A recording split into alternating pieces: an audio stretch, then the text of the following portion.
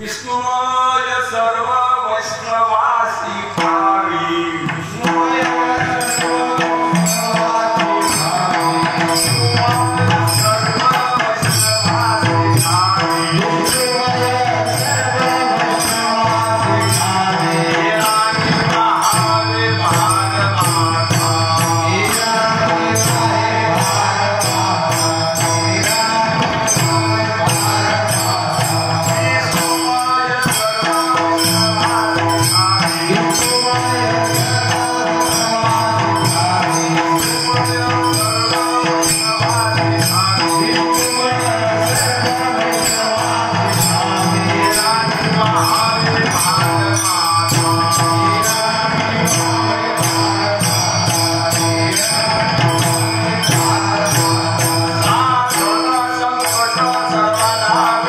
Rama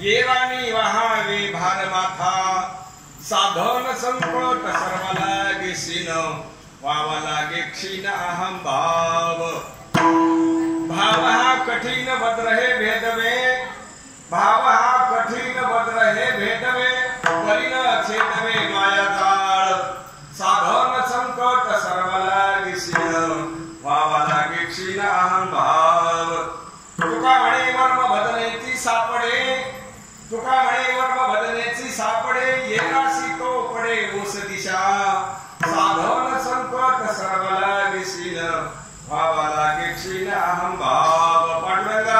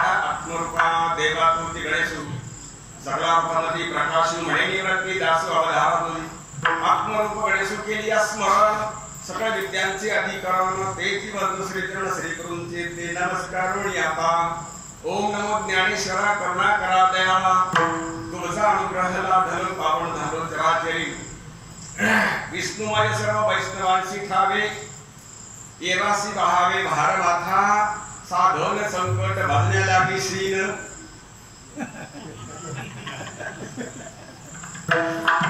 वावा लागे क्षीण अहम भाव कारण आपण तुकारायचे अभंग सगळे बघितले नाही का जशी 7-12 बघतो कसा अभंग गाता बघतो का नाही का म्हणून काय तुकोबारायने अगदी साध्या सोप्या आपल्या मराठी भाषेमध्ये ब्रह्मज्ञान आणलेले आणि ते कोणत्याही माणसाला सहज व्हायसारखं आहे ब्रह्मज्ञान व्हायला आळ्या पिळ्या द्यायची काही गरज नाही बाकीचं कोणतंही पद जर हातात घ्यायचं असेल तर आळ्या पिळ्या द्यावं लागतात शिक्षण घ्यावं लागतं बारकाईनं त्याच्यात खूप बारकाव आहे नाही का आणि ब्रह्मज्ञान जर हस्तगत करायचं असेल तर त्याला आळ्या पिळ्या द्यायची काही नाही गरज नाही कारण तो अंगानं ब्रह्मरूप आहे अंगानं परमात्म स्वरूप आहे पण थोडं कठीण आहे महाराजांना बोलावं लागलं नाही का म्हणून महाराज ते म्हणतात संतांना काय माहित आहे की संतांना माहिती आहे सगळं ब्रह्मरूप आहे विष्णुमय आहे सगळं जग काय आहे विष्णुमय आहे जग नाही का आणि आपल्याला नेहमीच या व्यासपीठावर ऐकायला मिळतंय नाही का या व्यासपीठावर आपल्याला सगळं परमात्ममय आहे असं ऐकायला मिळतं आणि संतांनी सुद्धा अभंगामध्ये फार वर्णन केलेले पण आपण संतांचे अभंग म्हणतो पण चालीकडे लक्ष असतं का अर्थाकडं नाही का नाहीतर ज्ञानोबा सुद्धा लिहितात अभंगामध्ये रोज आपण काकड्यांमध्ये घेतो काय म्हणतात ज्ञानोबा वासुदेव ध्येय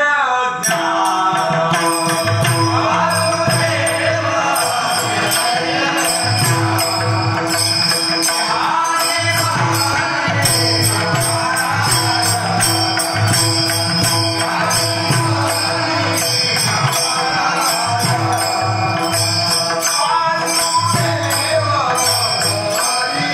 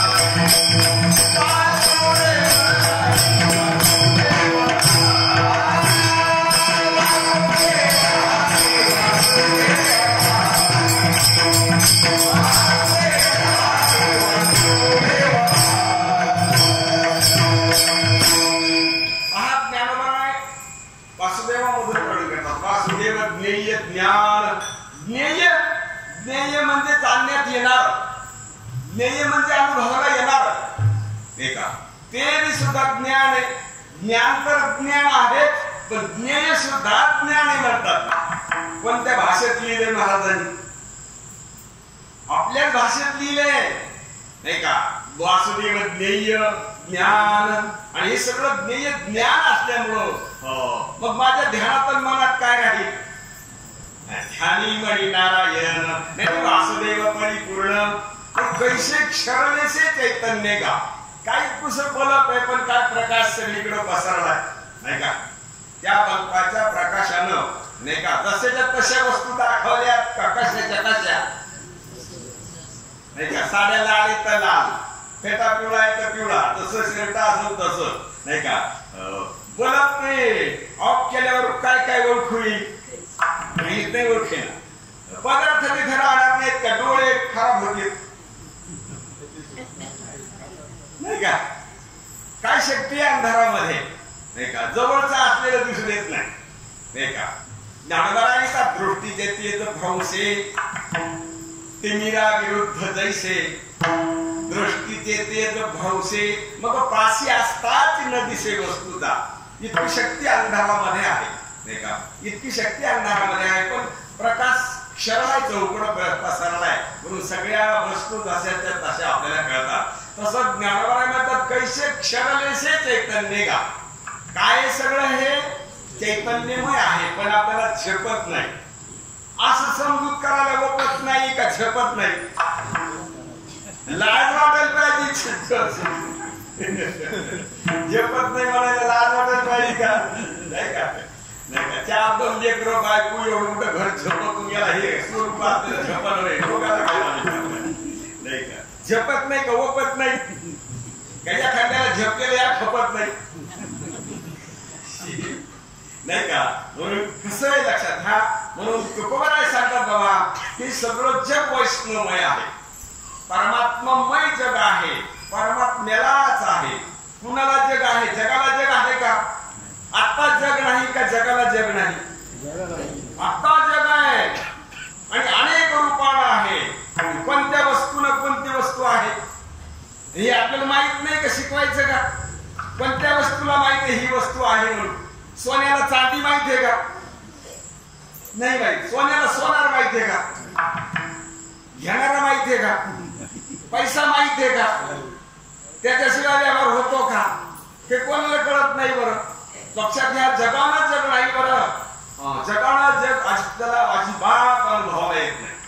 आणि कसं बी जग अनुभवात घ्यायचं असलं तर त्याला इंद्रिय लागतात. इंद्रियाशिवाय जग अनुभवाला येत नाही. म्हणून शहाणा जर माणूस असेल तर जगाकडे पाहिल्यापेक्षा ज्याच्यानं जग कळायलं त्याच्याकडे लक्ष द्या. कारण ते जर एक नसेल, एक इंद्रिय कमी असलं की तितका व्यवहार कमी होतो नाही का. दिसणारी वस्तू डोळा नसल्यावर त्याला रूप सृष्टीच नाही, त्याच्या दृष्टी आहे का नाही. त्याच्या दृष्टीने, पाहणाऱ्याच्या दृष्टीने डोळा नसल्यावर नाही का ती समोर नाही. समोर आहे ती, पण डोळा नसल्यावर ती नाहीये. कान नसल्यावर शब्द सृष्टी नाही. बरं कान असल्यावर बी शब्द सृष्टी आहे, पण कान आलाय का? डोळा असल्यावर बी रूप सृष्टी आहे, कोण नाही म्हणतं. डोळा पण डोळ्याला आहे का ती? डोळ्याला नाही. नाही का? आहे बाबा, अनुभवाला आली. कारण डोळ्याशिवाय अनुभवाला येत नाही. हे बी खरंच आहे, डोळ्याशिवाय अनुभवाला येत नाही, पण डोळ्याला अनुभवाला येत नाही ना. नाही का, अनुभवाला तरी आली, डोळ्याशिवाय तर येत नाही. डोळ्याला तर अनुभवाला येत नाही नाही का. आणि डोळ्यात अनुभवाला येत नाही. डोळ्याशिवाय येत नाही, डोळ्यात अनुभवाला यायली का? नाही. अनुभवाला तरी यायली, पण ती कुठं अनुभवाला यायली? मनामध्ये, अंतकरणामध्ये अनुभवाला येईल. अंतकरणात अनुभवाला येऊन सुद्धा अंतकरणाला खबर नाही आहे. कारण अंतकरण सुद्धा मुर्दाड आहे का. त्याच्यात जाणण्याचा व्यवहार होतोय का जाणणं त्याचं स्वरूप आहे? व्यवहार होतोय, त्याला झालेला व्यवहार त्याला कळतो का? नाही. तिथं तर व्यवहार व्हायला. अंतकरणाशिवाय तर कोणताच व्यवहार होत नाही. सगळं कळतंय, ते आपलं तुपलं बाहेरचं आपलं सगळं जे कळतं ते अंतकरणाशिवाय कळत नाही का. आणि अंतकरणाशिवाय तर कळत नाही, अंतकरणात तर करत नाही. आणि कळण्याचा व्यवहार तर व्हायला लागलाय नाही का. हा व्यवहार कुठं व्हायलाय, कशातून व्हायलाय, कशाचा व्हायलाय आणि कुणाला व्हायलाय ध्यानात घ्यायचं. ज्याला व्हायला का तोच अंतःकरणातून इंद्रियातून जग पाहायला लागला, त्याला जग आहे. जगाला जग नाही, इंद्रियाला जग नाही, अंतःकरणालाही जग नाही, पाहणारालाच आहे. पाहीन तव्हाच आहे, पाहीन तिथंच आहे. तो आहे म्हणला तर आहे, ककवादी आहे, आहे म्हणला तर आहे, नाहीतर नाही म्हणला तर नाही ठरू शकतं. हे वैभव मनुष्य देहाच्या ठिकाणी आता उपलब्ध आहे. मनुष्य देहातले जीव किती भाग्यवान, त्याच्याजवळ संपत्ती असल्यावर भाग्यवान आहे का देह असल्यावर? देह असल्यावर नाही का? काय शक्ती आहे मनुष्य देहाची, आणि मनुष्य देहातल्या जीवानं लक्षात घेतलेलं नाही. कारण देह त्याच्या ध्यानातच नाही. देह घडीभर पाहायसारखा आहे. हो, या सृष्टीमध्ये ब्रह्मांडामध्ये आज जर काय काय पाहायसारखं असेल तर फक्त मनुष्य देह पाहायसारखा आहे, घडीभर पाहायसारखा आहे. सध्या अरे चारिधाम सुद्धा पाहायसारखे नाही. कारण मनुष्य देह घेतल्याशिवाय चारिधाम पाहता येत नाही का? चारिधाम घेऊन चारिधाम पाहता येतील का? नाही. मनुष्य देह घेतल्याशिवाय चारिधाम पाहता येत नाही. आणि चारिधामाला बी जरी गेले तुम्ही तर त्या चारिधामामध्ये तरी काय आहे लक्षात आलं का? आपण किती आवडीनं हौशीनं जातो चारिधाम पाहायला. चारिधाम पाहिल्यावर आपलं ध्यान मूर्तीकडे असतं, आणि त्या मूर्ती पुढे पूजावाल्याचं ध्यान तुमच्या खिशाकडे असतं का देवाकडे? काय धंदा झाला नाही का? कोणी खरं सांगा बरं, इमानदारी बोला. तिथं आपण म्हणतो आम्हाला खोटं जमत नाही, आणि खरं तर बोलतच नाही का? कारण जीव कधीच खरं बोलत नसतात, महाराज म्हणत असतात नाही का? कधीही खोटं बोलणारा जीव आहे. संत कधीच खोटं बोलत नसतात नाही का? म्हणून लक्षात ठेवा, त्याचं लक्ष त्या खिशाकडे पाहिजे आपल्या का त्या देवाकडे पाहिजे? त्या देवाकडे मग्न पाहिजे तो नाही का? आणि दर्शन झाल्याबरोबर याला घर दिसतं का देव? कुठं बी जावर तुम्ही, पंढरपूरला बी जा, म्हणजे आरवणी गेलं की दर्शन चांगलं होतं. अरे येणार तुला, तू दर्शन झाल्याबरोबर तुला खाली वाकलं की खालूनच घर दिसतंय. थांबतो कधी इथं नाही का? देव पाहायला गेल्यावर, देव भेटल्यावर देव घेऊनच यावा का ठेवून यावा नाही का? हे लग्नाला गेला होता नवरी घेऊनच आला का ठेवून? काय कमाल आहे नाही का? कनवरी ठेवून आला नाही का? देव घेऊनच यावा, देव होऊन यावा नाही का? असं क्षेत्र आहे ते, त्या ठिकाणी असं समजतंय. त्या ठिकाणी असं समजतंय, तसं समजलं तर सगळं परमात्मामय करायचंय का आहे आत्ता. हे वैभव मनुष्य देहाच्या ठिकाणी आहे. लक्षात घ्या, मनुष्य देहाच्या ठिकाणी आहे. आणि तो कोबर आहे तर इतकं सोपं अलीकडे सांगतात आपल्या लक्षात यायसारखं. जसं महाराज कधी कधी म्हणत असतात, आपल्याला गुरु करायची गरज नाही म्हणतात. कोणाच्या मुखातून ऐकलं काय? महाराज म्हणतात बरं, गुरु करायची गरज नाही आपल्याला. का की तुकोबारांनी संतांनी तसं करून ठेवलेलं आहे. नाहीतर परमार्थ संस्कार मधला फार अवघड होता. ज्ञानोबा त्याचं वर्णन करतात की माझ्या सद्गुरू निवृत्तीनाथानं हा सगळा सिद्धांत मराठीमध्ये आणला. ते संस्कृताची गहणे तोडून मराठी शब्द सोपाने रचियली धर्म निधाने श्री निवृत्ती देवे. माझ्या श्रीगुरु निवृत्ती राहायला संस्कृताच्या डगरीचं तीर्थ होत आहे, आणि कोणीतरी एक समर्थक माणूस त्या तीर्थामध्ये उतरून स्नान करीत होता. सगळ्याला संस्कृत वाचता येतंय, म्हणता येतंय का त्याचा अर्थ कळतो? म्हणता इतकं तितकं अर्थ कळत असेल का? त्याचा अर्थ कळत नाही, म्हणून ते आपण शहाणपण दाखवत तर आपल्यावर लय अभ्यास येतो. महाराज कधी कधी म्हणतात त्या अभ्यासाला का तेल लावतो का? आम्हाला तर काहीच कळाला काय करतो त्या अभ्यासाला नाही का? म्हणून माझ्या निवृत्तीनाथानं त्या संस्कृताच्या डगरी ढासळून टाकल्या. तिरे संस्कृताची गहणे तोडोनी मराठी घाट बांधलेत. मराठी कोणते कोणते घाट आहेत? मराठी घाट नाही का? आमच्या मराठी घाटात उतरायचं नादी आहेत का? कशाचे का भानगड?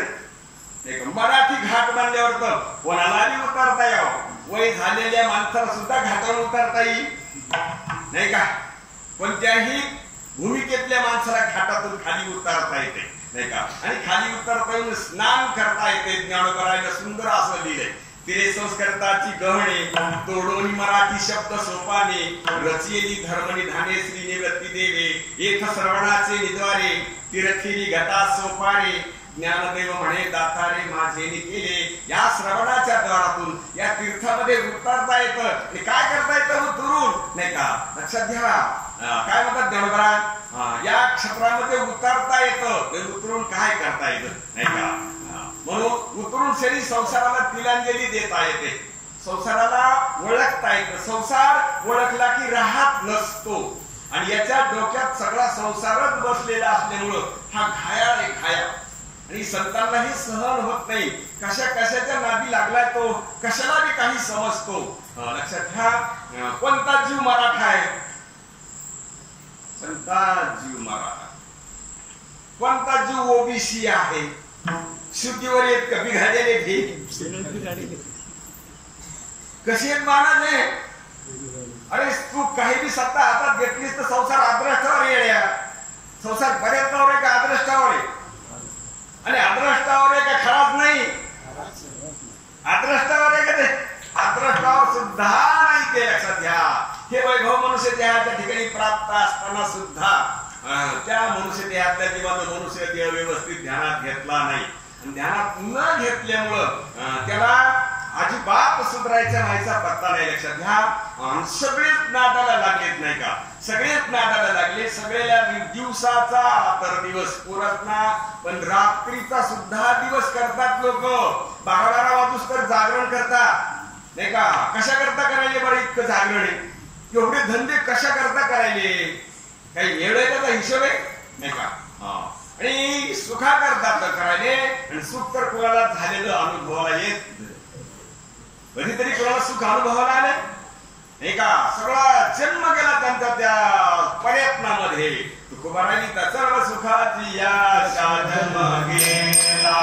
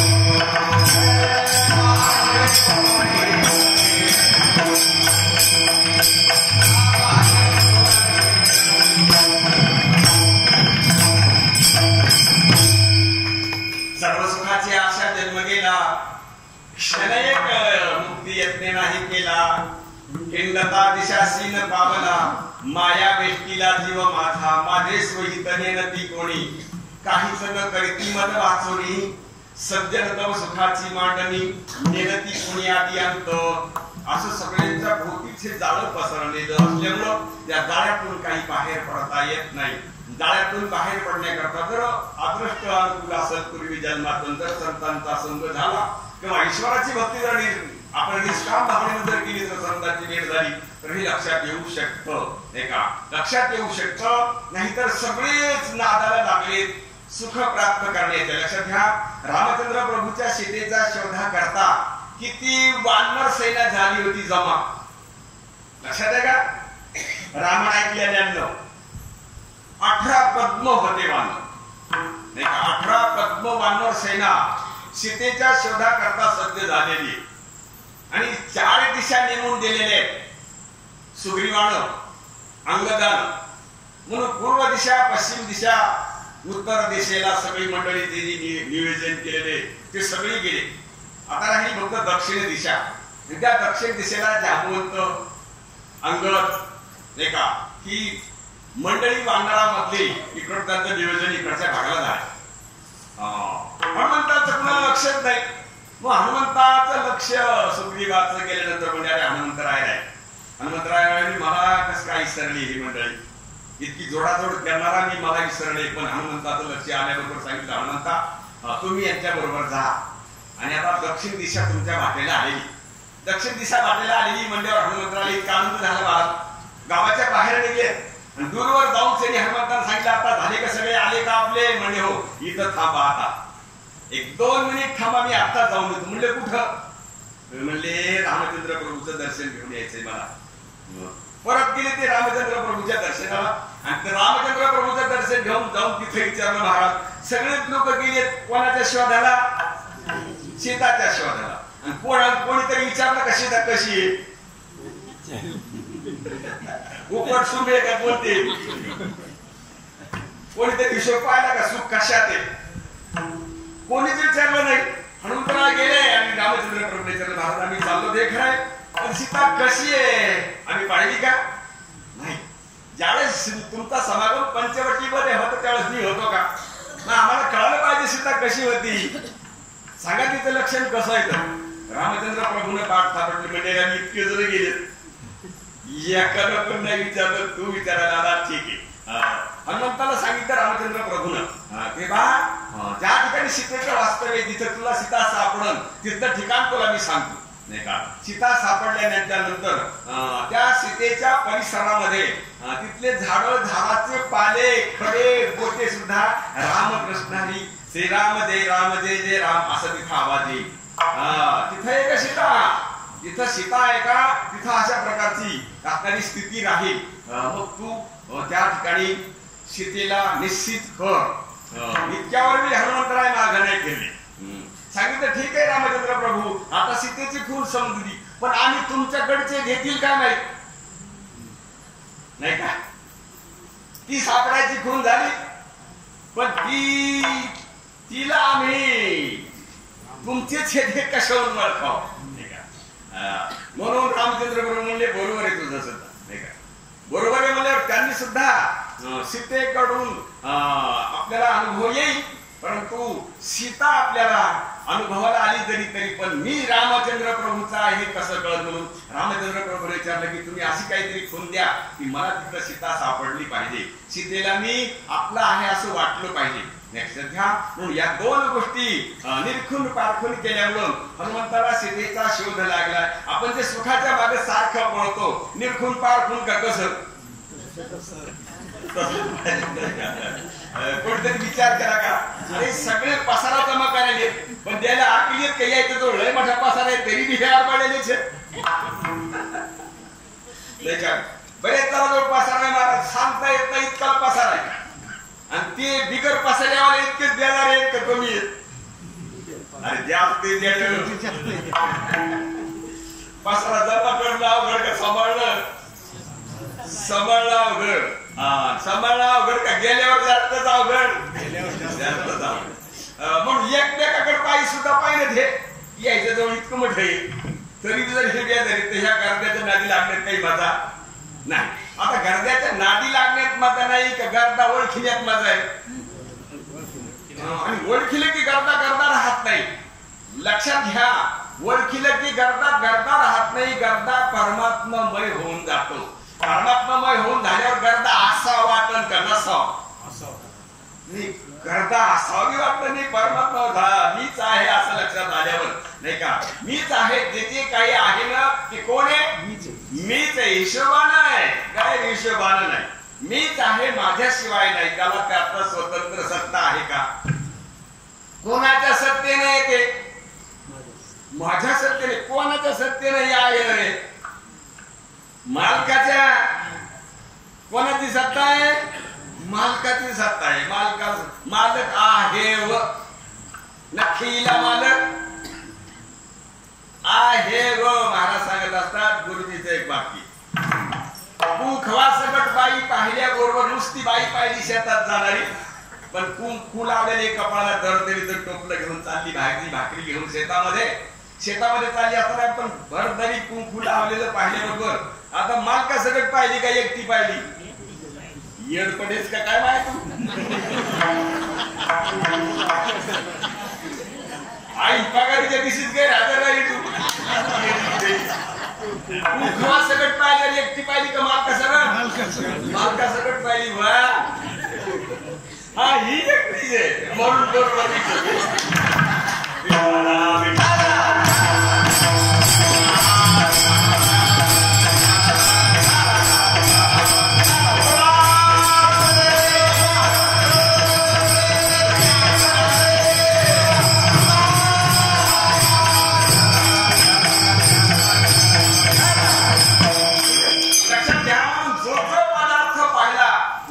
आत्मस्वरूपालाच आहे. एका कोणता पदार्थ आत्मस्वरूपाला सोडू नये. आधी पदार्थ का आधी आत्मा?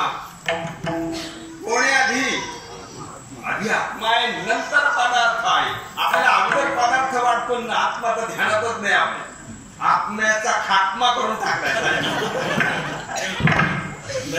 म्हणून तुकोबाराय सांगतात आणि संतांच्या शब्दाचा थोडा तरी विचार करत जाता. संसाराचा नाद सोडा. संसाराचा नाद का सोडायचा? एक दिवस तुमचा घात करणार आहे संसार. ज्याच्याकरता तुम्हाला वेळ नाही, ज्याची तुझं गुंती ते तुझं मोकलीते आणि तो तुमचा घात करणार आहे. म्हणून संसाराकरता भक्ती सुद्धा करू नका. संसाराकरता तर संसार करूच नका, पण संसाराचा भक्ती करता भक्ती सुद्धा करू नका. कारण का तो आदनष्टावर आहे. जरा संतांच्या संगतीमध्ये प्रयत्नावर आहे का आदनष्टावर?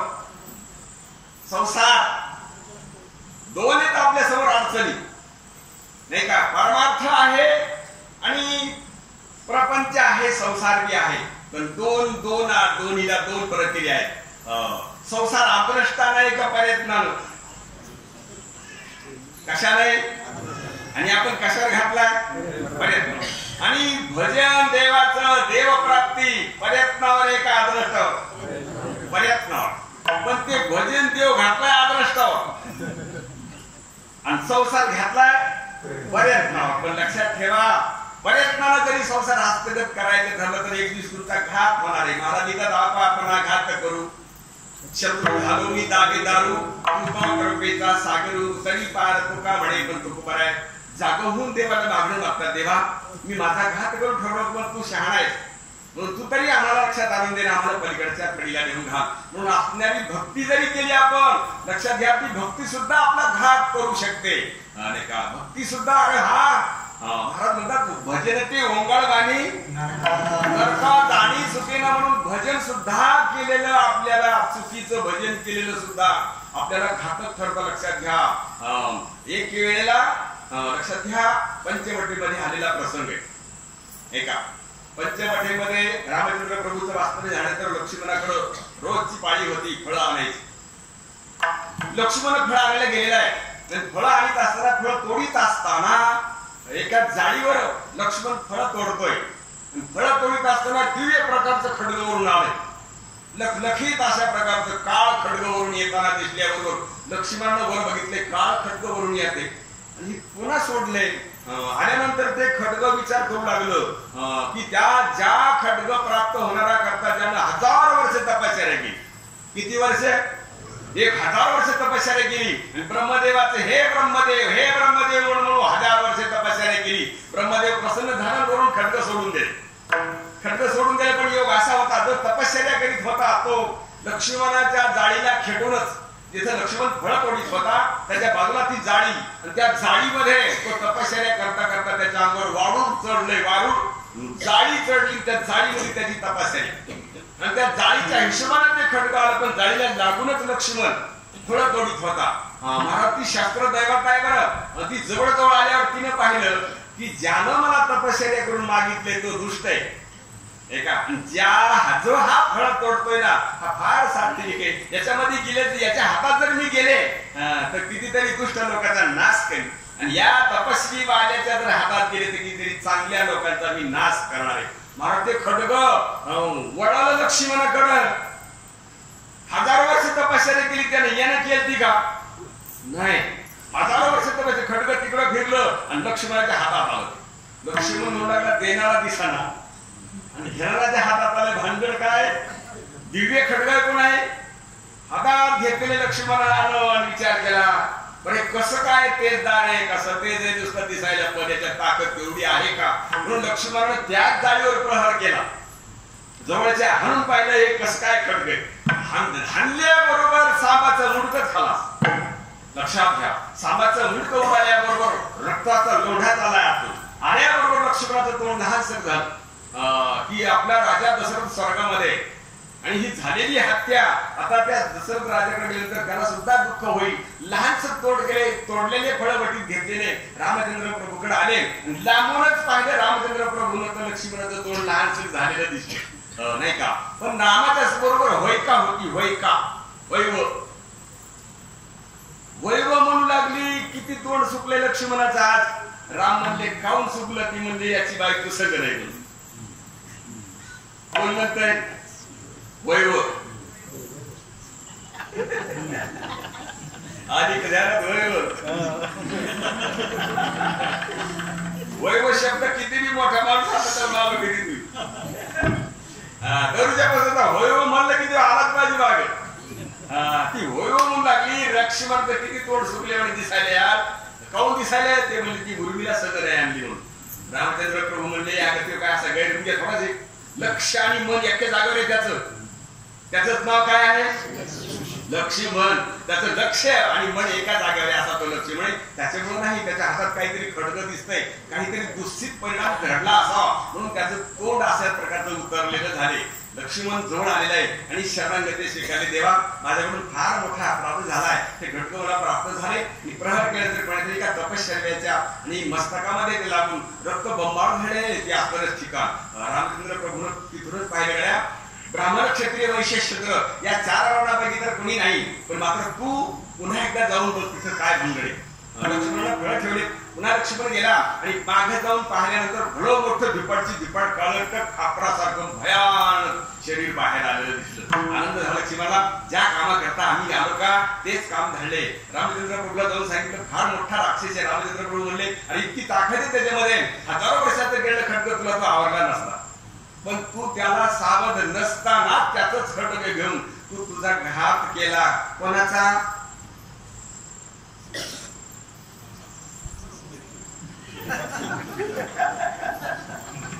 त्या सांबाचा का ह्या सांबायचा या सांबायचा सगळ्यांचा घात करणारा संसार आहे म्हणून त्याला ओळखा. ओळखले की तुझं काम झालं. ओळख नाही तरी जाला गोरागा करतात. आता मागुता येईल फेरा बाबा तुम्हाला पुन्हा मनुष्य देह भेटणार नाही. आता मागुता येईल फेरा हे तो न घडे या नगरा म्हणे तुझ्या बंधू भाव धरा. ओळख नाही तरी जाला घोरा गावाला. तुम्ही जर आता ओळखले नाही फार मोठा गुरुदंड तुम्हाला सहन करावा लागेल आणि तो गुरुदंड इतका लंबा लचक आहे 184 योनी पर्यंत पुरण्यासारखा आहे. पण आता लक्षात घ्या आणि हे सगळं जग परमात्ममय आहे असं साधू संतांच्या कुशीमध्ये या. साधू संतांच्या कुशीमध्ये आले की तुम्हाला स्पष्ट व्हायला कोणत्याच प्रकारची अडचण करीत नाही. तुम्हाला वापरून घेत नाहीत काही नाही. आल्याबरोबर विचारतात काय तुझ्या आल्याबरोबर काय असतं महाराजांचं काय विचारायचं इकडचं तिकडचं म्हणलं की म्हणतात बरं या नाही का. आणि व्यवस्थित विचारलं तर महाराजांची तब्येत व्यवस्थित त्यांनी सांगत बसतात नाही का. म्हणून साधू संत जे असतात विचारले वाचून सांगतात म्हणून काहीची काही अडचण नाही आणि ते त्यांनी स्पष्ट केलेले वक्तव्यातून ते आपल्याला अनुभवाला आणून दाखवतात नाही का. म्हणून हे सगळं जग विष्णुमय आहे. विष्णुमय जग परंतु वैष्णवांशी ठावे आणि ज्याला ज्याला माहित नाही त्याची काय कशा करता हे जग. येराणी वाहावे भार माता येराणी वाहावे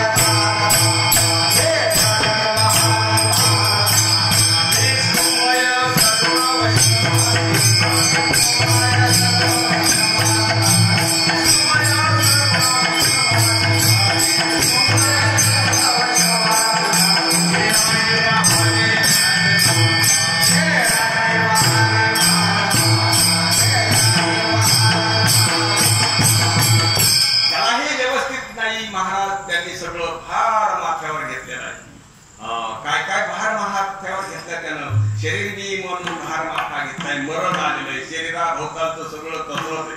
गण गोत्र सोयरी भावकी गावकी सगळी मरणारे का न मरणारे मरण तर कानावर आलं की भयानक दुःख होत आहे. आता मर हा बोलून सहाती मर शब्द सगळ्यात वाईट आहे. त्याचं तर आपल्याकडून पहिल्यांदा ग्रहण आहे. इतकंच नाही तर जगामध्ये आपण असं आतरून घातलेले सगळ्या लोकांमध्ये इंगळामध्ये आतरून घातलेले कोण काय म्हणीन कधी सांगताच येत नाही. तुकोबारा लिहितात नाही का, एकदा संसार सागर उगा भव दुःखाचे मूळ जनवादी अंथरून माझी केले इंगळ.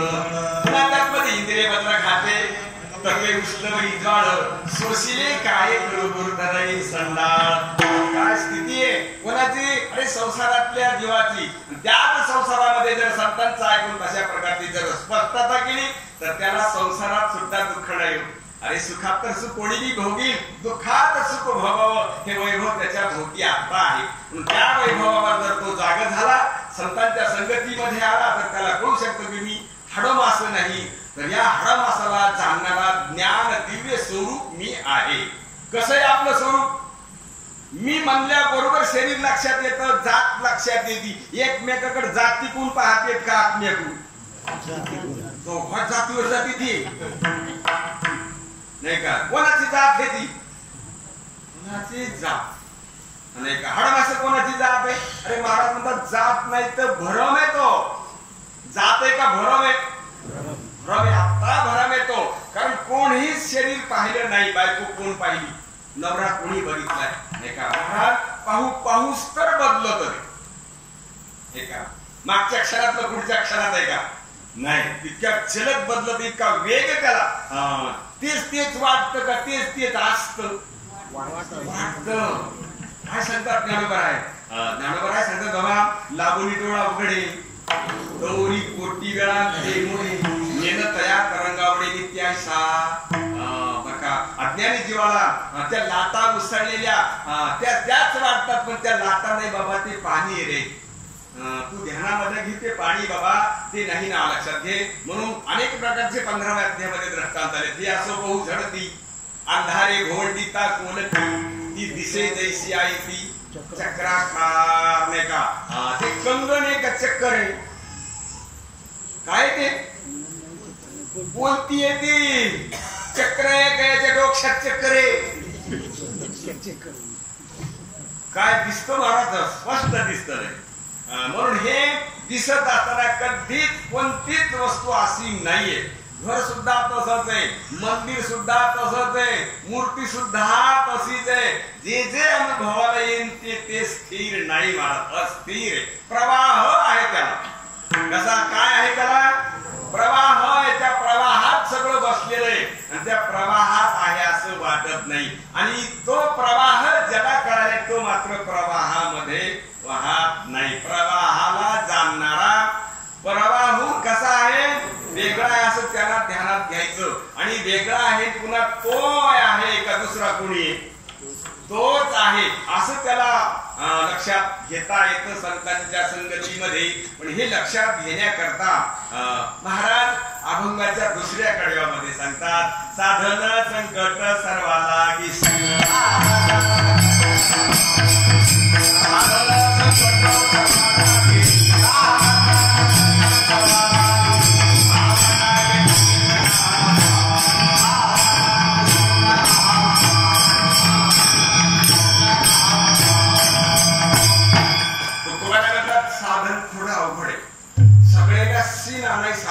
कारण काय?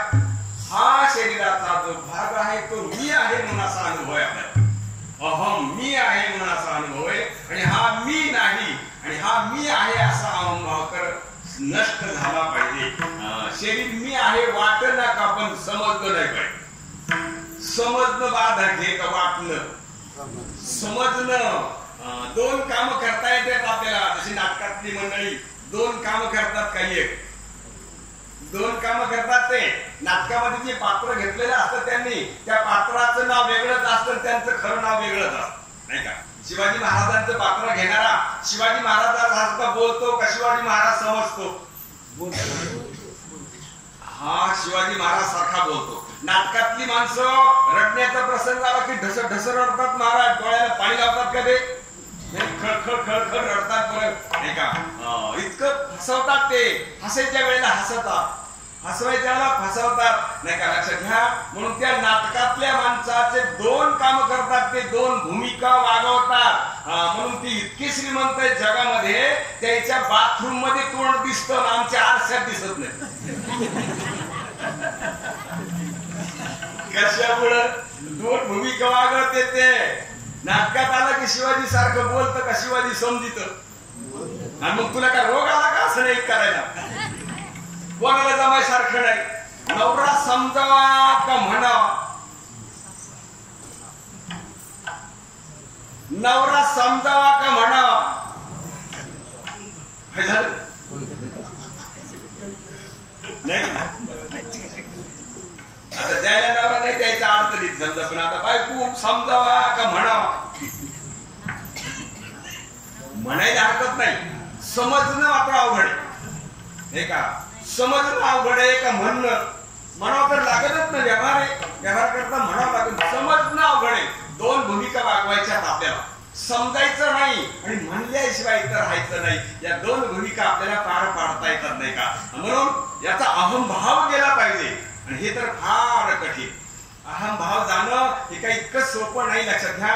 म्हणून तुकोबाराय म्हणतात, व्हावा लागे क्षीण अहंभाव. मी शरीर आहे हा भाव मुळीच राहिला नाही पाहिजे. कधीही आपल्याला आपण माणूसच वाटतो की नाही.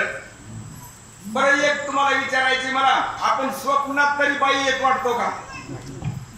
स्वप्न बी वाटलं तर माणूसच वाटतो का कोण वाटतो?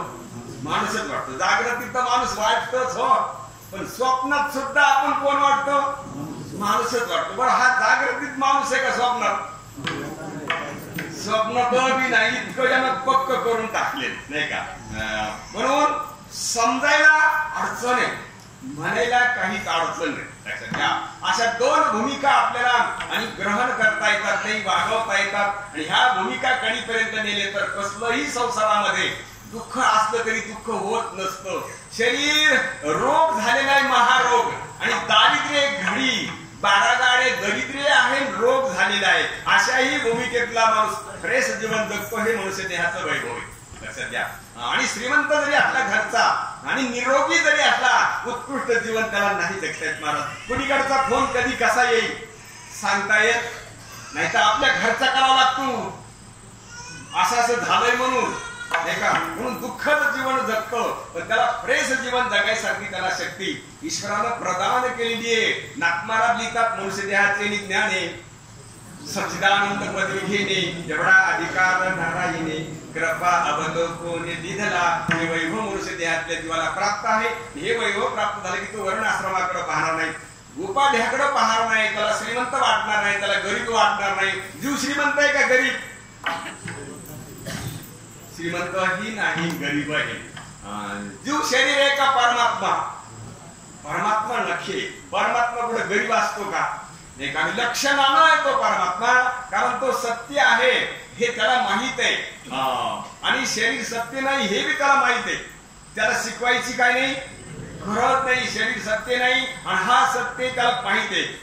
शरीरामध्ये लक्षाकडे जर बारकाईने घेतला आपण, तर आपल्या लग्नात शरीराला हळद लावली ती गळती, नाही का. गळती की नाही हळद लावली? याला लावली होती का?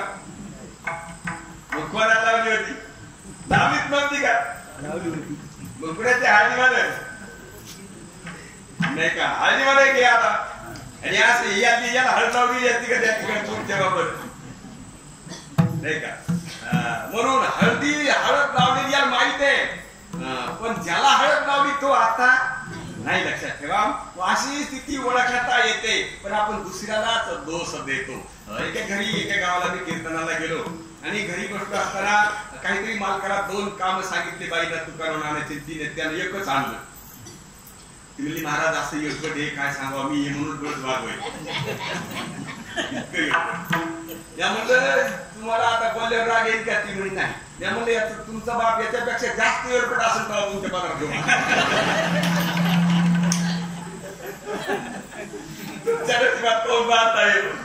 तुमचा बाप जास्त याच्यापेक्षा डबल एअरपोर्ट असेल. हे आपल्या तुमचा बाप फुल द्या. कशामुळे वाढलाय पदार्थ तुमच्या, नाही का. आपल्याकडे घेतलं पाहिजे ना काहीतरी, लक्षात घ्या. म्हणून हे साधन मात्र सगळ्याला अवघड आहे. कारण अहंभाव सोडणं, कोणी सोडला अहंभाव? कधी सुटेल आपला? प्रयत्न केले पाहिजे, नेहमी चिंतनातच राहिलं पाहिजे. अहंभाव सिद्ध होतच नाही. आणि मी कधी नाही, आणि हे कधी आहे, हे कधीच नाही. मी कधी नाहीये का? हे कधीही बी मी आहे. हा असणेपणा माझाच आहे, शरीराचा मात्र कधीही असणेपणा नाहीये. बालक होतं, तरुण झालं, तरुण आता म्हातारा होणार, पण हे कमी, हे मी नाही होणार. म्हणून महाराज इतकं थोडं कठीण म्हणून तुकोबाराय सगळ्या करता सांगतात बरं. साधन संकट सर्वा लागे क्षीण, व्हावा लागे क्षीण अहंभाव. तिसऱ्या कडव्यामध्ये महाराज म्हणतात भाव हा कठीण वज्र हे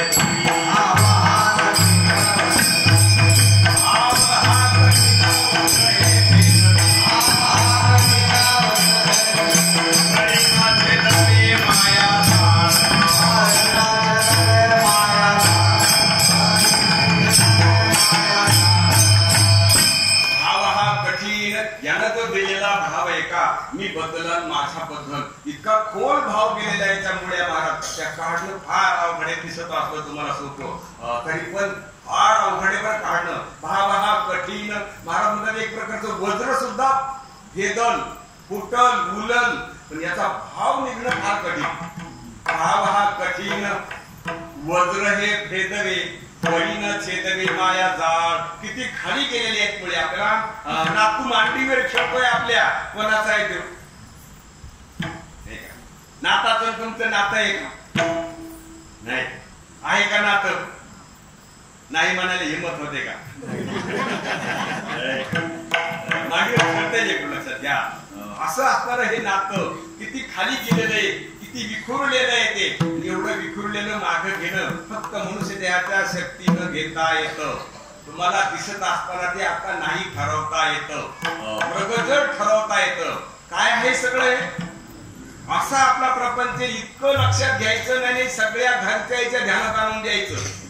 तुम्हाला जर सुखानं जीवन जगायचं असलं तर तुमच्या बायकोच्या, तुमच्या पोराईच्या, नाताईच्या, सुनाच्या ध्यानात हे असलं जर तर तुही सोय नाही तर काही सोय नाही. बरं आपल्या लक्षात घ्या. सगळ्याच्या जर ध्यानात आलं तर संसारात वडावडी होणार, काढाकाढी होणार, मोकळ्या मनानं जीवन जगतील, कवडावडी करते मोकळे म्हण. का? त्याचं स्वरूप ओळखू आले. ज्याचं स्वरूप ओळखू आले ते आपल्याला हवं असं वाटणार नाही, वाढावं वाटणार नाही, नाही का? इतकं दर्जाचं जीवन तुम्हाला जगता येते. पण अशी शक्ती आपल्यामध्ये, बाहेरची संपत्ती जसं वाढायचं करतो तसली घरातली संपत्ती सुधारावा का संपत्ती वाढावा? संपत्ती वाढावा का हीच संपत्ती लक्षात आणून द्यावा. इच्छा ही लक्षात आणून द्या. तुम्हाला जर वैभव सुखाचं जर राबवायचं असेल तर इतकं ध्यानात घ्यावं लागेल. एवढं ध्यानात घेऊन असं जर सगळ्यांच्या गळी उतरून दिलं तर मग मात्र कोणत्याच प्रकारचं मायाजाळ काढणं फार अवघड आहे. म्हणून भाव हा कठीण, वज्र हे भेदवे, बळीन छेदवे मायाजाळ. अशा प्रकारचा अहम सुटणं फार कठीण आहे मला, नाही का? तो अहम मरण वाटतंय परचाकारचा पत्कारलेलं बरं एकच मरण त्यानं, पण अपमान संता पुढं होऊन अहम भाव सोडणं, मूर्खपणा करून गेलं फार अवघड वाटतं मला, लक्षात घ्या, नाही का? एक वेळेस रावणाचा शेवटचा प्रसंग आला. हनुमंतरायाने सगळ्या लंकेत धिंगाणा करून सगळे जर्जर करून सोडले. जर्जर लोक करून सोडल्यानंतर हनुमंतराय कोणालाच आवडणार. कोणताच पास हनुमंतरायाच्या अंगाला स्पर्श करत नव्हता. 7 पास आहेत, एकही पास हनुमंतरायाच्या अंगाला लागत नव्हता. ब्रह्मदेवानं पास दिला, इंद्रानं मागणं मागितल्यामुळे ब्रह्मपास इंद्रानं आणलेला आहे. हनुमंतरायावर पास टाकला तर त्या पाशात काही हनुमंतराय बसला.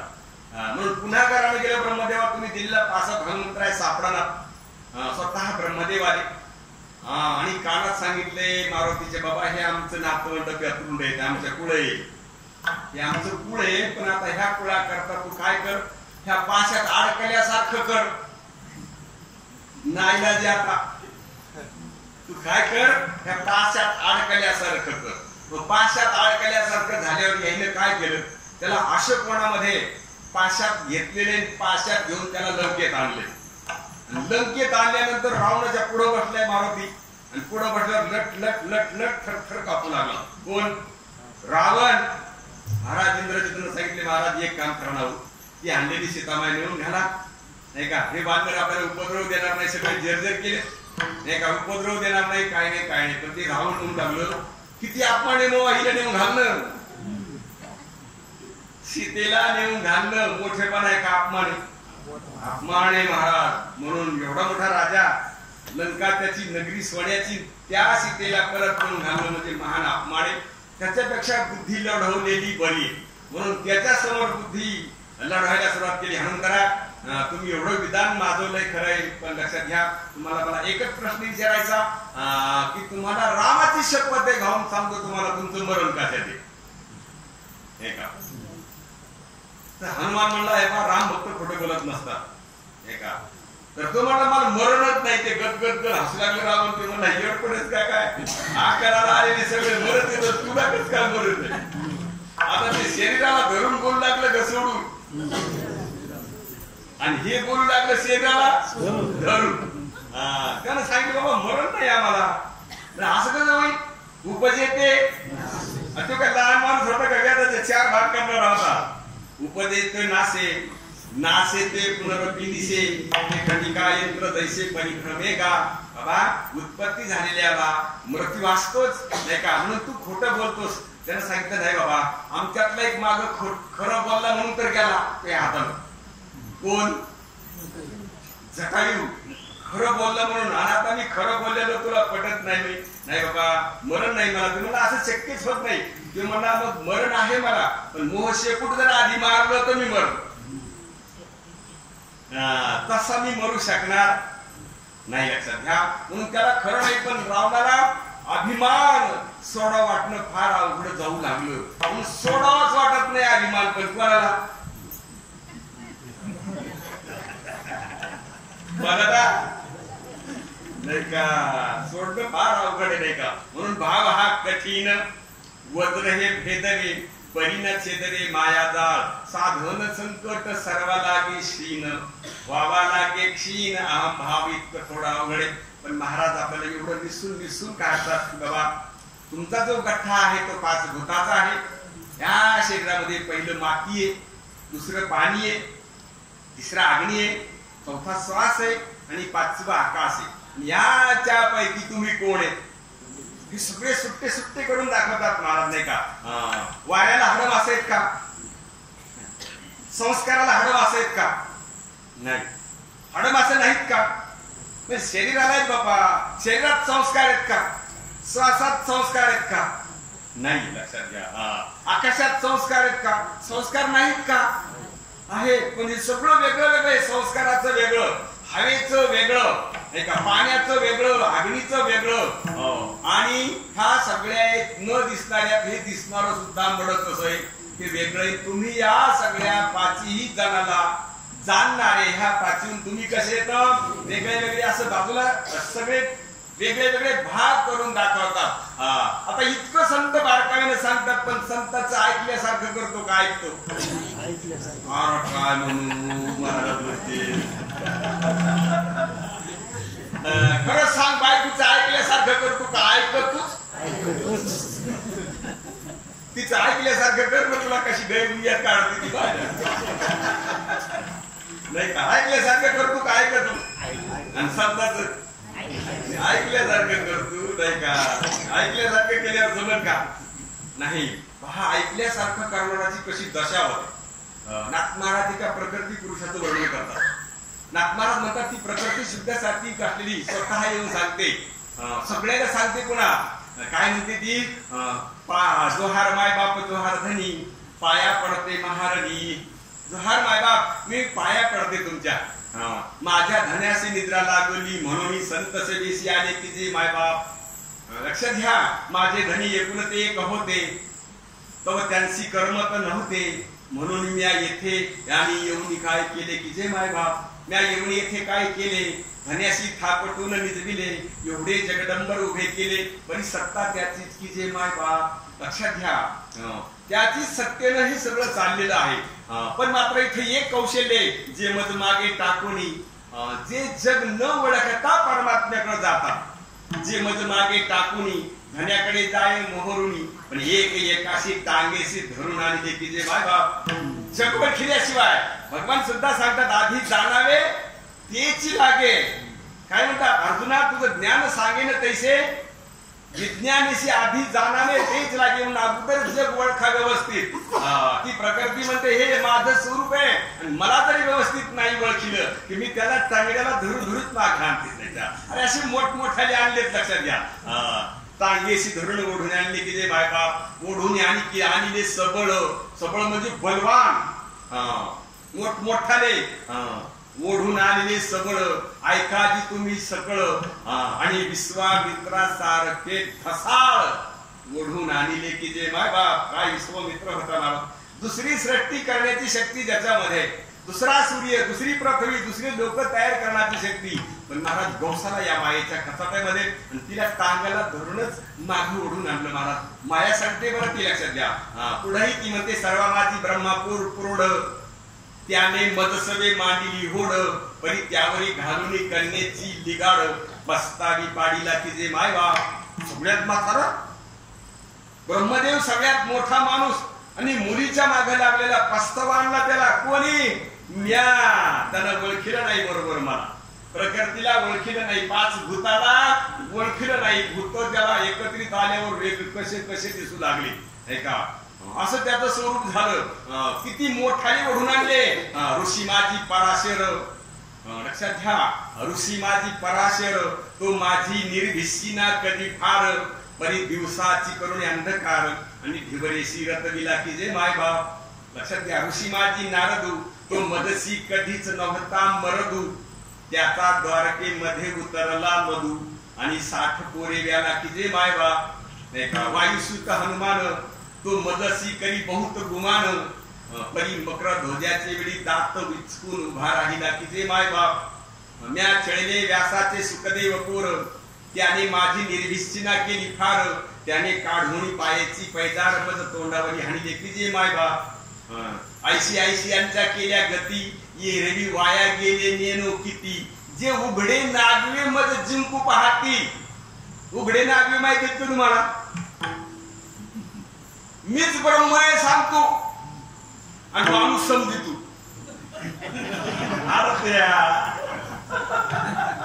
बसून सांगतो इथं मी कोण आहे ब्रह्म आहे आणि स्वतःला काय समजितो जे नागवे उघडे दी जे नागवे उघडे मध्ये जिंकू पाहती त्याच्या तोंडा माती पडो की जे मारा नाही का. जसं बोलणं तसाच समज असा पुढची स्थिती नाही ठरल्यावर कशाला मरायला त्याचं नाव घ्यायचं का पण घ्यावा लागतं व्यवहाराकरता म्हणून दक्षतेनं घ्या. ये रवी वाया गेले नेनो किती म्हणून लक्षात घ्या. किती जण वाया गेलेत अरे अशा माणसाच्या मी ह्या गती केल्या जे मध्ये उघडे नागो जिंकुती त्याच्या तोंडा माती पडो की जे माय बाप. पण शेवटी महाराज मायेनं सांगितलं महाराज एका जनार्दनी विनवी सर्वापरी जो करी पंढरीची वारी तेथे बळ न चले निर्धारी आणि येरा ओढीन आणि देखील जे मायबाप अशी ही प्रकृती सांगते. प्रकृती नीट ओळखा ओळखण्याची शक्ती तुमच्या हातामध्ये आहे. नाहीतर ओळखू आली परमात्म्याचं भजन करा परमात्म्याकडे तुमचा अर्ज धरा परमात्मा ऐकून घ्यायला तयारी. आपल्या बुद्धीमध्ये जे खरंच वाटतं हा सगळ्यांचा अनुभव आहे. जग दिसतं निसतं का अनुभवले तर खरं म्हणून देवा माझी बुद्धी याच्यापासून बाजूला करा. हे जग मला नेहमी खरंच वाटतं मला खरं वाटावं नाही मला मी खरा वाटावं जग खोटं वाटावं पण माझी बुद्धी काही तेवढ्यात समर्थ नाही म्हणून तुमचं सहकार्याची मला गरज आहे बरं का. म्हणून तुकोबाराज देवाला विनंती करतात आता मज धरवावी शुद्धी आता मज धरवावी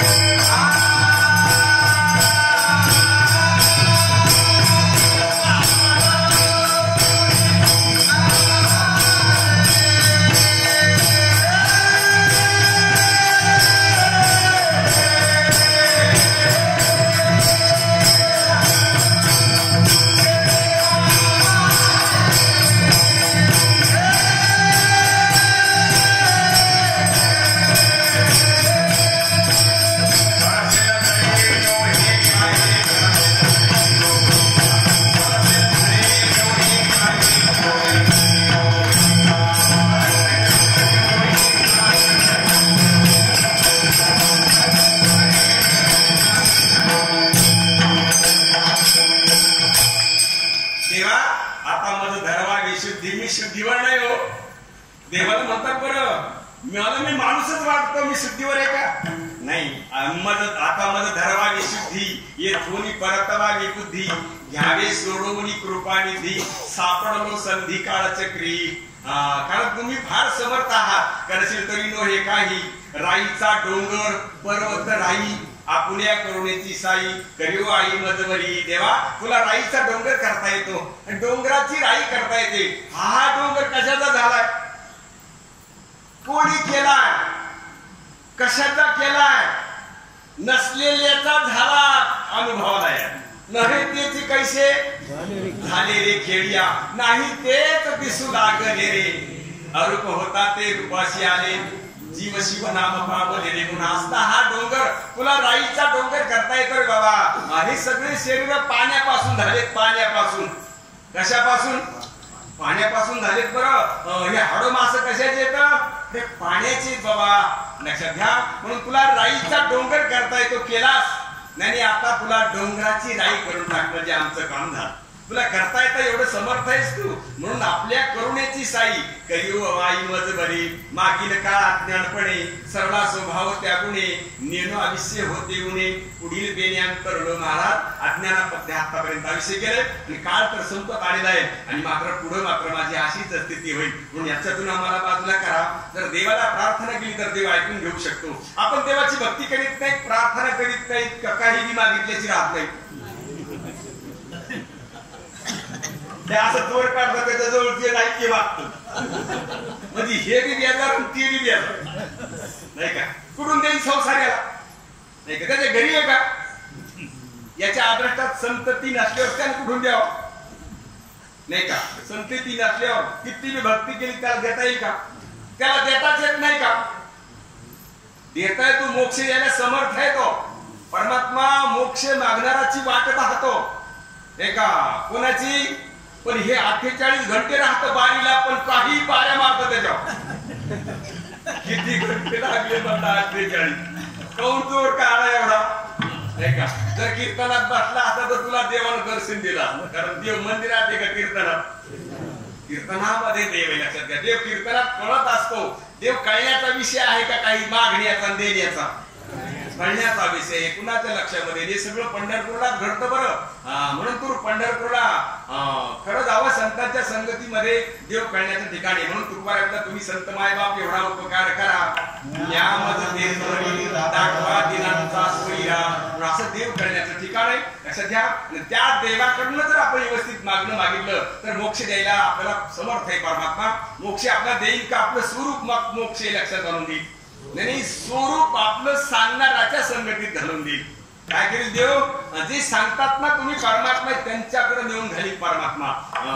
नाही जर भेटले ऐन वेळेला सांगणारे, तर परमात्मा स्वतः सांगण्याकरता गुरु व्हायची तयारी. महाराज तुकोबारायचा लिहितात, देव आकारवान नाही पण आकाराला आलाय आपल्या भक्ती करता, नाही का? म्हणून तुकोबाराय सांगतात, देवा काय स्वभाव आहे माझ्या विठ्ठलाचा, माझ्या विठोबाचा, कैसा प्रेम भाव आपणच देव.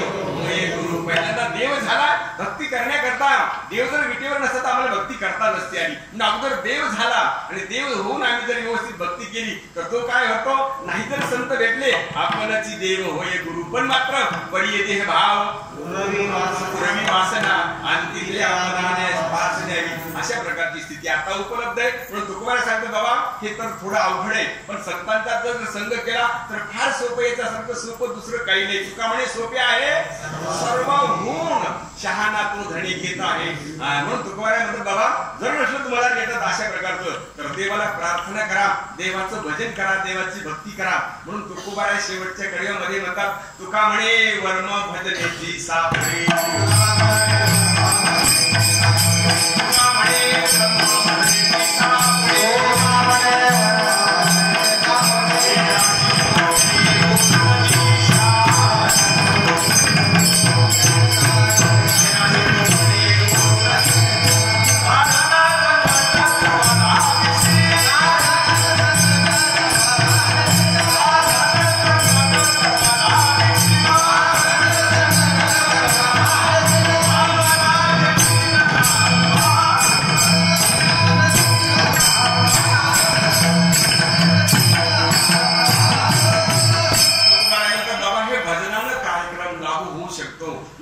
करा, निष्काम भावनेने करा, शुद्ध भावनेने करा.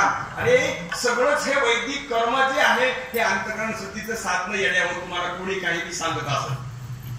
कशा करताय सगळी साधने? फक्त अंतःकरण शुद्ध होण्याकरता.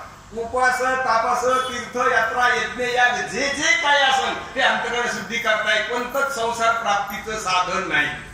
कोणती देवी काही देऊ शकत कसेही उपास करा. येडपडे काय ती नाही देऊ, येड्यात जमा होईल ती. कशी देईल ती? कुठून देईल? नाही का, तिला देऊ शकत नाही. आणि एक भक्त बिघडल्यासारखं केलं त्या भक्तानं. ते तिथं जोर काढायला गेली. कोण? देवी. कुठं? रामापाशी. भगवान शंकर त्याचा जप करतात. त्याला विचारलं, महाराज तुम्ही कोणाचा जप करतात? सगळ्यात तुम्ही मोठे देव आहेत. ते म्हणजे करतो देवाचा जप करतो. ते म्हणजे पण मला सांगा ना. ते म्हणजे रामाचा. काय येणे झाले तुम्ही, कोणाच्या नादी लागतात? ते पहा ना म्हणले. कशाला बी धरून सीता सीता म्हणायले. झाडाला धरायले, दगडाला धरायले, हे सीते हे सीते. ते धरणार नाही, तुम्ही त्याचं भजन करतो म्हणजे येण्यात काढलं. ते म्हणजे त्याच्या गजल नादी लागते तू, नाही का. म्हणून तिने सांगितलं त्याला गुंडाळायला काय उशीर आहे. ते म्हणजे तिथं नको वाटत जाऊ तू, नाही का. तिथं वाटत जाऊ नको म्हणलं. पण ही गेली तिथं गेल्यावर इकडून रामचंद्र प्रभू म्हणले की इकडून यायचं पुढे होत ना. इकडून हे शिके म्हणलं की तिने पुढून यायचं. ही काय मी, ही काय लक्ष्मणावर बळ इतकं छान असून हे म्हणतो रामाला गळ्यातून करावं. अरे सीता धडधड पुढे आणि हे तिकडून आली की हे इकडे कोण करते, इकडं आली की हे तिकडे करतात. रामाला गळ्यात मला माझा पान झालाय. आजवर सीता अर्पणाचा पान होता आणि आता हे बी गडयाचा पान झाला. अरे 4-2 वेळेस तिकुडी आली. हल्ल्यानंतर रामचंद्र प्रभू म्हणजे माय पाहून द्यायला त्याला घेणं दिलं. जे मंगळवार धरते त्या याच्याकडे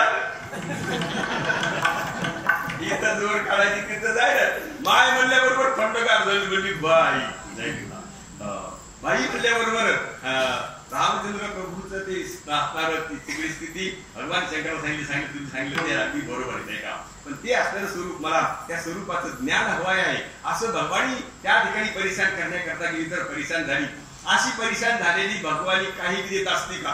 तुम्ही नवरात्र तिची सेवा नाही, अहोरात्र करा म्हणजे जिंदगीभर तरी तुम्हाला ती काही देऊ शकत नाही. तिचं स्वरूप तुम्ही लक्षामध्ये घ्या आणि स्वरूप लक्षात घेतल्यावर तुम्ही संसार तिला लागणारा नाही. कारण कितीही संसार तिनं जर गेला आणि मरण जर उद्या ठरलेलं संसार सोडून चालले का धरून आणि कशाला माग घेणे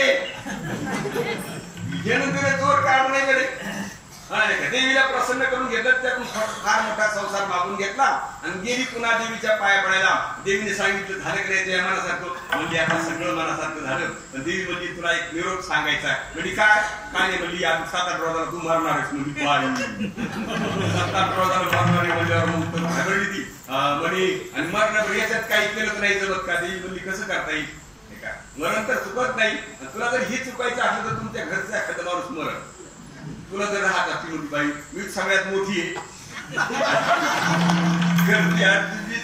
ते लहान मी मरा तरी कोणाला वाटतं. देवी म्हणजे त्याला इलाज नाही बरं का. त्याचा दुसरा एक इलाज आहे. काय इलाज आहे? ती म्हणजे त्यावर जर मी केले तर जमत का? ती म्हणजे खुशांबर ती म्हणजे पौर्णिमाला मोठा फटारा कधी झाली काही काही कमी दिलं नाही मोठा फटारा घातली नाही का. म्हणून बेटा हो संसार नीट ओळखा आणि ते देव मात्र देऊ शकत नाही पण अंतःकरण मात्र नक्की सिद्ध करू शकतो. आता अंतःकरण सिद्ध करू शकतो का? अंतःकरण तुमचं गदळच नाही. तुमचं वागणं गदळ आहे का अंतःकरण समजूत गदळ आहे. तुम्ही साडीला कधी कापसाला साडी म्हणल्या, साडीला साडीच म्हणल्या का साडीला दुसरं काही म्हणता कधी? बिलकुल साडीला साडी समजतात नाही का. कशाला? जे भांड आहे त्याला तेच भांड समजतात. शरीराला शरीर समजता, हाताला हात समजता, पण स्वतः बद्दलच फक्त तुम्हाला वेगळ्या प्रकारची माहिती आहे. मला फक्त माझी शरीर म्हणून माहिती आहे. बाकी सगळं जागेवर आहे. सगळं जशाला तसं समजतो आपण. फक्त स्वतः बद्दलच आपल्याकडून चूक झालेली आहे. म्हणून बाकीचं जर सगळं जागेवर समजतो ना आपल्याबद्दलच कसं आपलं अंतःकरण गदळ आहे. पण अनादिकालचे संस्कार आणि आता झालेली शिकवण ही मात्र घोटाळा करते. आणि हे संस्कारामध्ये इतकी शक्ती आहे. आता शेतकरी वर्ग इथं लक्षात घ्या, आता तुम्ही चांगलं नांगरून डोंगरून कोळप हाणून खुरपून रान तयार करा. आजच्या 8 दिवसाला नाही जर सिकुडाचा थर निघला तुम्हाला काय म्हणा, अरे तुम्ही लावलेली तूट एकदाच लावल्यावर पुन्हा उगत नाही आणि ते 2 महिने अजून पृथ्वीत होत. कस काय थर निघला त्याचं बी काऊन सरळ कोणाला अनुभव नाही. सरळ करायचं बी चिकोटाचं बी आता निघलाय थर दुसरा. जाऊन आम्ही आमच्या शेताला 3 खुरपण दिले तर आता चौथा इतका दाट निघलाय महाराज. आणि भानगड अशी आहे, रोज पाऊस आहे पण पाणी सासा, रोज कीर्तन आहे पण अंतःकरण काठीत होईल. अरे का कीर्तन रोज आहे का कधी कधी पदार्थ पाठीदार कीर्तन आहे का पदार्थ घालवणार कीर्तनात पंधर वाढाव का. पण ते पाऊस कसं आहे नाही का, फक्त गवत वाटण त्या गवतात काय बिये महाराज ते 2 महिने नाही बिलाईत तर महाराज इतकं बिलाईत येते 5 महिन्यांनी निघत येते. जेवारीची पेरणी झाल्याशिवाय उगतच नाही ते बी पाण्यात राहतं हो पृथ्वीत मातीत राहतं. इतके संस्कारामध्ये शक्ती आहे आपल्या. किती बी चिंतन आहे का, सकाळी उठता की बी कसा उठतो हो नाही का. म्हणून तर महाराज नेहमी हरिपाठ काकडा म्हणत राहा म्हणतात नाही का. कारण त्या बोधानं तर हो जागा राहील आणि नेहमी जागा राहायला पाहिजे नाही का. नेहमी जागा राहिलं की याला कधीच भीती नाही. ती भीती घालवण्याकरता एकतर संतांचा संघ नाहीतर एक तर भजन. पण मात्र भजनाला उशीर लागल आणि संतांच्या संगतीमध्ये बसले की चटकन लक्षात येईल. खरं सांगा तुम्हाला एकदम श्रीमंत हो वाटतं का दमादमा कोणा कोणाला एकदम श्रीमंत हो वाटतं का 10-5 वर्षात हो. मग एकदम ब्रह्म कळाव का भजन म्हणीत म्हणीत दमादमानं कळाव काय आयुष्य आपलं ऐकतंय का आयुष्य बाबाची ठोय का आपल्या नाही का. कधी श्वास संपन संभव सांगता येत नाही. क्षणभंगूर नाही भरवसा आशा काही न झाले मग गळा पडेल फासा. पुढे हुशार चकवाय पुढं गोडसा म्हणजे चकवा पुढे हुशार थोरा आहे गोडसा गा. राम राम स्मरा कधी मधी लागू करा घात गाला मुळबंधी कधी मधी आधी आधी राम राम स्मरा आधी लागू करा गाठ घाला मुळबंदी. सांडा वाहू या उपाधी लक्ष लावून राहा तुम्ही निगा. अशा प्रकारची स्थिती संतांच्या संगतीमध्ये घडते. म्हणून संताला जर मागितलं तुम्ही व्यवस्थित जर मागितलं तर नक्की संत तात्काळ करू शकतात. तुकोबा लिहितात संतांकडे मागणी करतात. आता तुम्ही कृपावंत साधू संत जीवलग श्रीमंत ते कामज काय म्हणतात गोमट ते करामज भार म्हणजे तुम्हासी महाराज मला करा बरं मला गोमट करा. अरे तू गोमताच आहेस, तुला देव करायचं का तू देव आहेस. पण तुकोबा मागणं मागतात गोमट येते करा मज भार म्हणजे तुम्हासी वंचिल येते पायापाशी. महाराज हे काहीच लपून ठेवलं नाही. बरं मोकळ्या मनात सांगतो मी काहीच मागत ठेवलं नाही. मी दुसरं काही केला नाही. मोकळ्या मनात तुम्हाला मागणं मागितलंय वंचिल येते पायापाशी नाही रेसी वेगळे नाही. त्याच्याही पुढे काम होता तुका म्हणे सोडिल्या गाठी. इतक्या गाठी पडलेल्या एकही गाठ ठेवलेली नाही. त्या सगळ्या गाठी सोडवल्या. तुका म्हणे सोडिल्या गाठी दिली मिठी पायाशी गोमट येते करामज भार वरती तुम्हाशी. अशा प्रकारची स्थिती भजनापेक्षाही संतांच्या संगतीमध्ये लवकर मोकळं होता येते. आणि भाग्यवान आहात आपण कारण आपल्याला ज्ञानोबरांची जी साखळी आहे मोठी परंपरा ती आपल्या हस्तगत झालेली आहे. आपलं काय पूर्वीचं पुण्य असन महाराजांचा असणार आपला संबंध आला योग आलाय. त्या योगामध्ये आता आपण मात्र उजळून घ्या लक्षात आणून घ्या. लक्षात आणलं की आता तुम्ही परमात्मा ठरता नाही. तुम्हीच परमात्मा नाही हे सगळं जग परमात्मा ठरतं. तुमची बायको आहे का परमात्मा. अरे परमात्माच बायकोच्या रूपाने अनुभवायला म्हणजे पापी असतो. पूर्वजन्मी पाप केले हे बहुविस्तार आले आणि याच्यामध्ये काय येऊन जाऊन विषय सुख ते विनाशिवंत ते सेविता ते त्याचा परिणाम 84 लक्ष योनी फिरता दुःख भोगिले. का झालं असं ज्ञान दृष्टी हरपले दोन्ही यत्न नांदळे धर्म जागो सदैवांचा जोबा परोपकारी अंधळ्या दृष्टीत येतो त्याचे नाम विरुच्चारी म्हणून लक्षात घ्या. संतांच्या संगतीमध्ये या, इमानदारीपूर्वक पुढे बसा आणि तात्काळ निश्चय करून मोकळ व्हा. म्हणून तुकोबाराय म्हणतात, तुका म्हणे वर्म भजनेची सापडे, येराशी तो पडे ओस दिशा, साधन संकट सर्वा लागे शीन, व्हावा लागे क्षीण अहम भाव, सगळेजण भजन करा विठोबा.